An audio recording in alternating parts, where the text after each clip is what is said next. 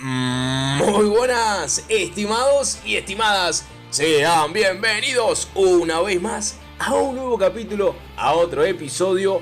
Mi nombre es Santiago y acá estoy para acompañarte. Hoy vamos a continuar con nada más ni nada menos que Derecho Agrario. Que sí, la prueba se viene acá, ya estamos a unos días. Bueno, hoy voy a estar 5 horas colgado con la materia, preparando cositas lindas para compartirlas con vos. Guapo, guapa, bella o bello, ponete cómodo, prepárate el matecito, el cafecito como yo en estos momentos. Un sorbito y vamos a arrancar. Porque sí, no estamos motivados, no pasa nada. Lo que importa es la disciplina, muchachos. Así que cuando no hay ganas, hay que hacerla, carajo, vamos arriba. Muy bien, vamos a arrancar por donde lo dejamos en el capítulo anterior. Dijimos que para la reunión de hoy íbamos a estar viendo las características o los caracteres del derecho agrario. Así que vamos a ir desglosando, como siempre, medio que conversándolo para que te quede claro, romper lo cuadrado del derecho en sí mismo y vamos a entenderlo para que quede, como para generar el conocimiento y después poder transmitir. Bueno, la primera característica a poner sobre la mesa es lógicamente la característica social. Es algo básico. Si pisaste facultad de Derecho o tenés una mínima mira en cuanto a la materia no agraria, la materia de Derecho en general, entenderás que el derecho es social. Pero, puntualmente, como lo vimos en los pilares fundamentales del derecho agrario, el derecho agrario es particularmente social. Cuando hicimos alusión a las fuentes del derecho agrario, medio que desvelamos por ahí que la inspiración concreta de la norma agraria es puramente y necesariamente social, porque apuntan a un contenido individual, pero también a su vez un contenido colectivo.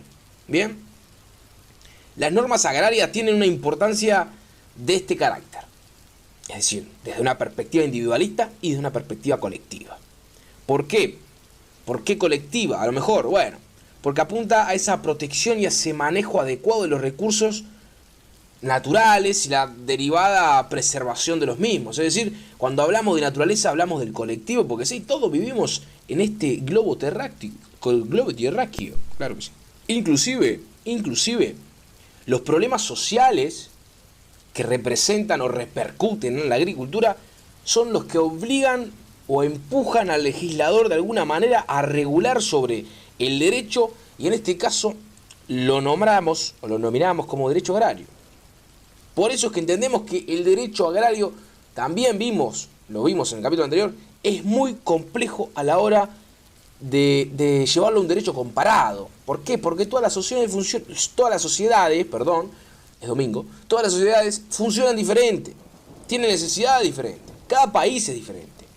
La explotación laboral se ve regulada, al menos eso es lo que aparenta. La explotación infantil en el trabajo también, pero sabemos que no queremos vivir no queremos la utopía, y sabemos que de igual manera sigue funcionando tras bambalinas, o donde lo quieran ver, este matiz de la sociedad. Y bueno, poco a poco el derecho, como siempre, un pasito atrás de la vida, va regulándolo como puede. Y bueno, el derecho agrario no se queda atrás. Además, no tenemos que perder de vista detalles que son imposibles de perder de vista. Si vivimos en el Uruguay, la gente del interior lo entenderá más, que sería las controversias en cuanto a necesidades que no se pueden subsanar. En el interior, por lo menos, el tema del saneamiento, la electricidad, el internet, es decir, cosas que a lo mejor en capital las vamos a encontrar a la vuelta de la esquina, pero en el interior no. Y bueno, esto genera controversias, por eso es que aún más vemos el factor social arraigado en el derecho. Lo podemos empujar al ideal del productor, que sea el sujeto, uno de los sujetos que van a funcionar en base a este derecho. Sí, claro que sí. Por ejemplo, el interés del productor es un interés de carácter público. ¿Por qué? Porque el productor no puede arar la tierra como se le cante, no puede usar el agua como se le cante, valga la redundancia. ¿Por qué? Porque va a estar regido por mandatos que el ministerio, por ejemplo, va a imponer. No puedo tirar el agua como quiera, no puedo arar la tierra como quiera, no. Hay determinados dictámenes que dicen cómo ha de hacerse y así es que lo hace. El productor, repito, tiene un interés de carácter público. Y un factor muy, pero muy interesante que también lo vemos en el derecho laboral es, en este caso, la irrenunciabilidad de las normas y la prima de la realidad. La realidad está ante todo, ¿bien? ¿Sí? El principio, la primacía de la realidad está ahí como en el derecho laboral. Por más que el papelito diga A y en la realidad dice B, bueno, siempre se va a primar por la realidad. Ahora, vuelvo a repetir, vuelvo a anclarme un poco en el capítulo anterior en cuanto a estas primeras características, la capacidad inquisitiva que tenía el juez a la hora de fallar sobre derecho agrario, básicamente medio que, como para que vayas recordando lo que vimos en el capítulo anterior, un derecho de protección y un derecho de fomento, bueno, esto fue prácticamente las primeras características o caracteres que hemos visto del derecho agrario. Ahora, tenemos que seguir. ¿Con qué? Bueno, más características. Al hablar de derecho agrario hablamos de un derecho de promoción, es decir, busca ser atractivo, un derecho que busca ser, no hay otra palabra, atractivo para el productor, que obviamente si el interés del productor por producir va de la mano con la norma, estaríamos todos contentos. Y es la idea. Es la idea de que se proteja al productor. ¿Para qué? Para que el productor siga produciendo. También hablamos de un derecho ecológico. Es decir, también se tiene en cuenta el factor biológico, el factor presente que puede haber en las distintas corrientes teóricas. Pero bueno, ecología. No hay otra definición. Supongo que te das cuenta por dónde va la mano. Ahora, el derecho agrario se caracteriza por ser un derecho profesional. ¿Qué quiere decir esto? Bueno, quiere decir que los operadores jurídicos han de formarse. Han de asistirse, pero no necesariamente es necesario de una tecnicatura para operar sobre el derecho agrario. No es necesario ser ingeniero agrónomo para hablar de derecho agrario. Sí, se pueden asesorar, el operador jurídico se puede asesorar con un, ¿por qué no? Un ingeniero agrónomo o lo que fuera. Sí, es posible, pero para hablar sobre la materia no es necesario ser un técnico o formarse en un posgrado. Hoy día, el productor no es simplemente aquel que usaba su conocimiento o lo obtenía en base a la costumbre, es decir, en base a conocimientos heredados. Hoy día hay un ingeniero agrónomo, como te digo, hay ingenieros de otra índole que también apoyan el sector agrario. Las técnicas de producción son más modernas, más provechosas, sacan más provecho de el uso de las tierras o lo que fuera. Por esto mismo también, como te comentaba, mandatos que de alguna forma el ministerio dice, bueno, se hará así, ¿por qué? Bueno, por algo, por una razón técnica, básicamente se construye la norma. La norma no se construye en base a nada, se construye en base a un asesoramiento. Las máquinas también, bueno, las máquinas deben tener una capacitación, el que las usa debe tener una capacitación para hacer uso de estas. Básicamente entonces vamos a ver al derecho agrario como un derecho profesional, no un derecho técnico, sino que un derecho profesional, un derecho donde quien opera se asiste, se puede formar, pero no estrictamente tiene que ser un técnico en la materia. Nos vamos a encontrar, por ejemplo, con empresas tercerizadas que se dedican a la cosecha. Es decir, una empresa que en un periodo zafral se dedica a y funciona de X o tal manera, como te digo, tercerizada, y bueno, ofrece un servicio que quien puede y quiere le pueda sacar provecho. Además te invito a usar un poco la lógica. A ver, no podemos hablar de un derecho técnico, sí de un derecho profesional, pero no uno técnico, cuando sabemos que el origen del derecho agrario tiende a lo social y tu bisabuelo, tu tatarabuelo que vivía por allá, por el interior, a lo mejor no era un ingeniero agrónomo, porque ni siquiera a lo mejor se existía la carrera, yo qué sé. El tipo sabía porque la movía y la vida le enseñó, la universidad de la vida, ¿no? Dicen por ahí, bueno, le enseñó Y bueno, no le dieron el diploma, pero el hombre manejaba, era un monstruo. Y bueno, ahí fue adquiriendo y transmitiendo conocimiento. Si partimos que la base es esa, no podemos exigir entonces una tecnicatura, Bueno, vos me entendiste, no voy a seguir hundando. Después lo podemos ver como un derecho de actividad. Es decir, el centro de las formas agrarias van a ser las actividades en materia agraria. La actividad agraria es el eje central de la asignatura. Con esto te estoy dando la columna vertebral del curso. El derecho agrario, ¿en base a qué se sostiene? En base a la actividad agraria, mi vida. Claro que sí. Ahora, en cuanto a la autonomía, para hablar de autonomía en el derecho agrario tenemos que comprender un poco, de alguna forma, el caminito que hemos recorrido para hacer lo que hoy somos en materia agraria en cuanto al derecho. Es importante, sí que lo es, porque es necesario saber los orígenes, es necesario saber un poquito de historia para poder entender el contemporáneo, pero vamos medio que verlo como un cuentito de esos que te contaba tu abuelo. En una primera época fue muy importante este ideal de autonomía. Vamos a ver que medio que entre 1928 y 1932 la autonomía científica estuvo presente. Un señor que no voy a pronunciar su nombre por miedo a equivocarme, dio origen a una revista agraria, que incluso hasta hoy sigue vigente, que de alguna forma medio que marcó un hito en la materia. Después comenzaron los negadores, y los que no, a esa autonomía. Unos decían que era un derecho especial, pero que no era autónomo. Otros decían que sí, que era un derecho autónomo. Cosas que vamos, como siempre, ¿no? Cada vez que surge alguien, alguien también, se busca contradecirlo, y bueno, en base a la contradicción es que se aprende, ¿no? Bueno. Los negadores de esta autonomía decían que los principios no eran tales. Los principios no eran principios, sino que eran característica de la norma. Otros, como te digo, decían que era un derecho especial, y después teníamos los que hablaban de un derecho autónomo. Pero bueno, es importante quedarte con la contraparte. Sabés qué significa autonomía. Es muy importante tener presente esta idea de los negadores. Los negadores que llevaban un poquito la contra a este ideal de autonomía. Como te decía, los negadores decían que los principios no eran tales, que no eran principios, que Acá tenemos a Carroza en cuanto a principios. Obviamente apoyaba la otra corriente. Decía que los principios existían, que no habían ni ganadores ni perdedores en cuanto al debate o discusión, que hay que estudiar toda la asignatura en base al método de los institutos. Es decir, acá vemos la primera aparición del tema institutos, cosa que vamos a desarrollar un poquito más adelante, pero es más que interesante.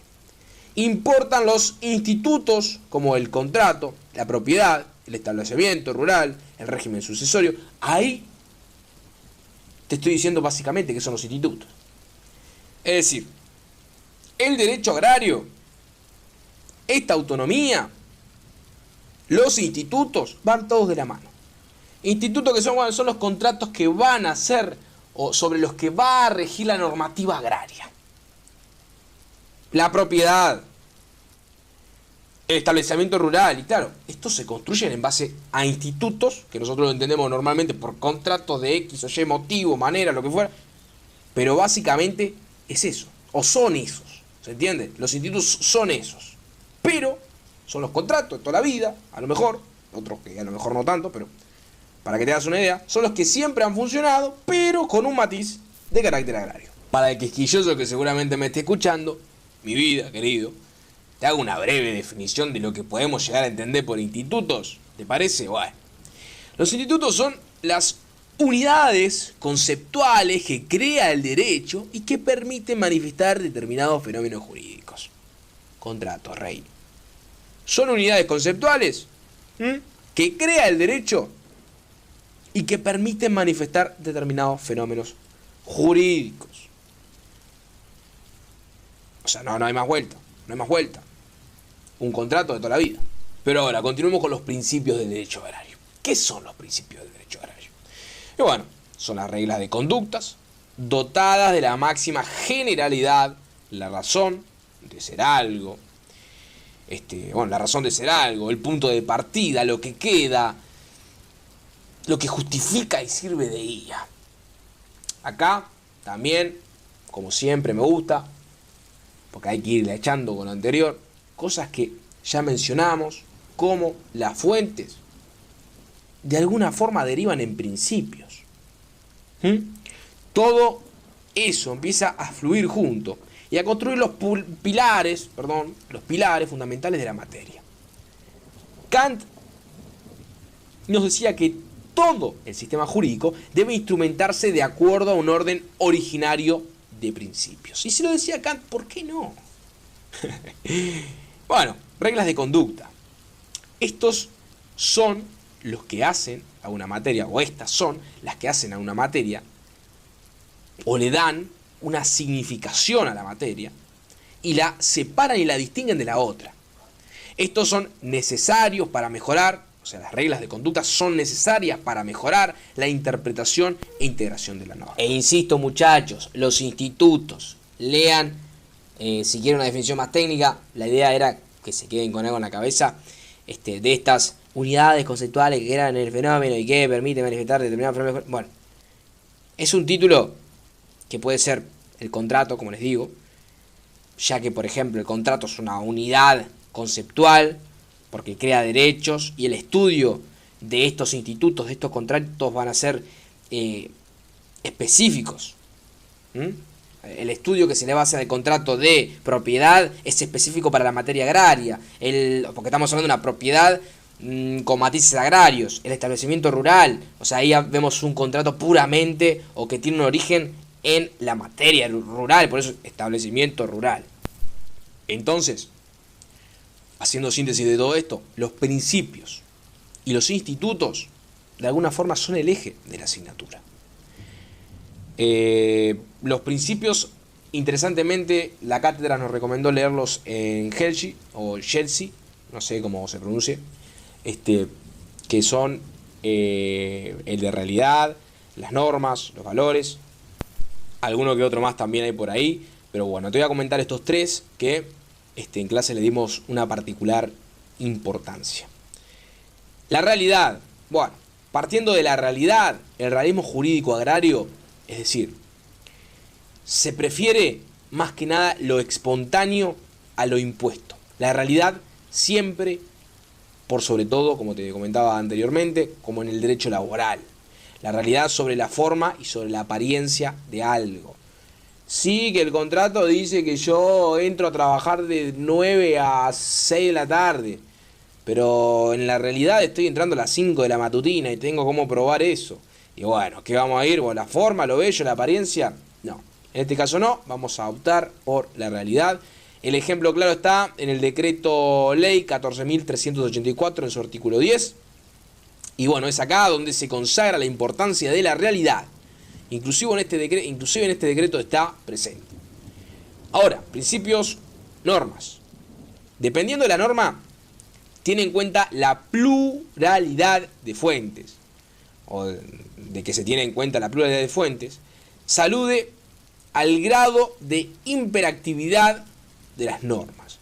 Si es pública, si es una norma pública, si es una norma privada, dependiendo de los sujetos también, si nos referimos a un sujeto agrario, hay sujetos de derecho privado, pero también pueden haber una gran influencia de sujetos públicos, o con un interés de carácter público, como decía el productor el día de hoy. La pluralidad de las formas, bueno, está presente. La ley nos marca una forma, pero siempre está presente la flexibilidad o una posible flexibilidad en esta materia. Y en cuanto al último de los tres principios que te mencioné, los valores.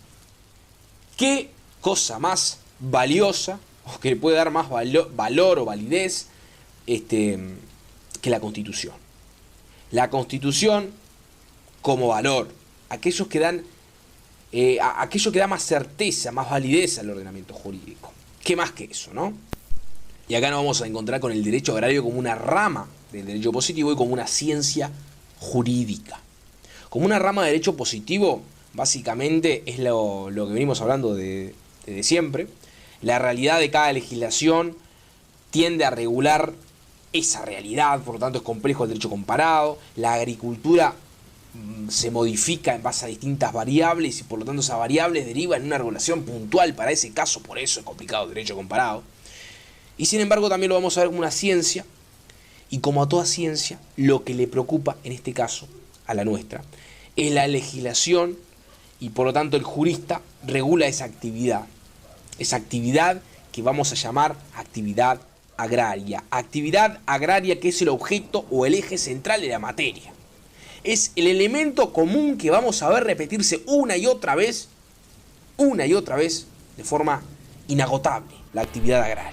Y ya que no sabes, acá terminamos el capítulo de hoy. Porque sí, siguiente capítulo, actividad agraria. Netamente es importante el tema, quiero separarlo, quiero que te quede claro. Espero que te haya gustado mi compañía, que hayas comprendido lo anterior, las características o caracteres y los principios del derecho agrario. Te invito a leer un poquito también de doctrina, ¿no? Esta idea de los institutos, que también forma parte de una corriente que construye, que dice, el derecho agrario se construye en base a los institutos. Otra que te dice, no, concepto del campo construye un derecho rural, que del rural evoluciona al agrario, que va. Eso es importante saberlo, muchachos. El origen es importante, si no, no sabemos en qué baile bailamos. Y bueno, nos vemos en la próxima con actividad agraria. Cuídate, metele ganas a ese estudio. Vamos arriba, che. Si no te gusta, esforzate el doble. Vamos arriba. Nos vemos en la próxima. Chao, chao.